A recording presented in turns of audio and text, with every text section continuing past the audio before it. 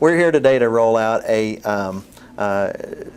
very important initiative for the Attorney General's office, which is to continue to implement our anti-human trafficking program. And last year we passed a law in New Mexico that makes human trafficking a felony.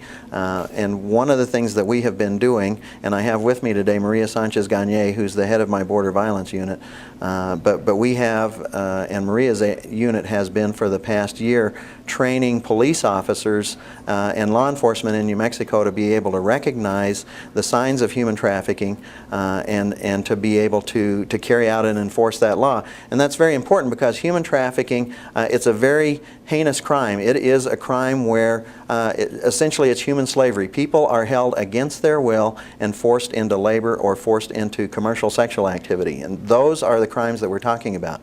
And I do want to make it clear up front that this is different from smuggling, which is a lot of people have think of this as, oh, this is bringing people across the border to work. That's not exactly true. That's an immigration issue. When people come across the border illegally without force or fraud or coercion and without documentation and pay somebody to do that for them, that's smuggling, and that's generally a federal crime, and that's a federal issue. In this case, human trafficking is the trade in human bodies. It is holding somebody against their will and forcing them into this forced labor or into forced commercial sexual activity.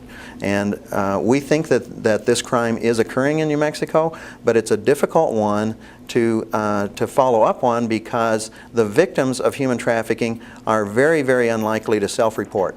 Since they are being held against their will, maybe their families are being threatened, perhaps their documents have all been taken away from them, they have no money, they might not even speak the language because they may have been brought from Eastern Europe or from South America or from Asia or somewhere like that. And so these are victims who are very fragile and who we are concerned are not able to self-report. So first off, we're training law enforcement to recognize that, but we believe that the public can be our very best help in recognizing human trafficking where it occurs throughout the state and bringing that to our attention. So we have developed literature and brochures that we're going to try and distribute around the state to give people the idea of how they can recognize victims of human trafficking. And what we are going to be starting today is through the media to give information to the public to let them know how they can recognize human trafficking and how they can be helpful in helping us to stop this crime of human trafficking.